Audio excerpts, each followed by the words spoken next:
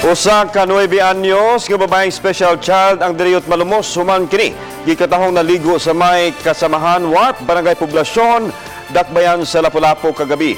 Dali hinuon kining na rescue sa mga mulupyo sa dapit ug nadala sa Lapu-Lapu City Hospital pasado alas 3 ganinang kadlawon. Mato ni Dr. Kier Tamparong, gawas sa mga pangos ug bunog nga nahiaguman sa 9 anyos nga bata, luwas na kini sa makuyaw nga kahimtang. Na-discharge na kini sa ospital ang maong bata kaganiyang kadlawon human gikuha sa inahan. Sa telephone interview gibutyag sa inahan nga nangatug na sila nitong higayuna apan gikatahong misikreto o gawas ang iyang anak o sa ka-special child sa ilang balay. Nahibaw-an na lang niyang nadana kini sa ospital human diryot malumos. Based on records, stable ra ang vital signs sa pasyente. So natagaan siya og dextrose, na hydrate ang pasyente. But then according sa akong kauban nga doctor nga akong gi-receive diri sa emergency room, ang mother ni insist nga muuli lang sila.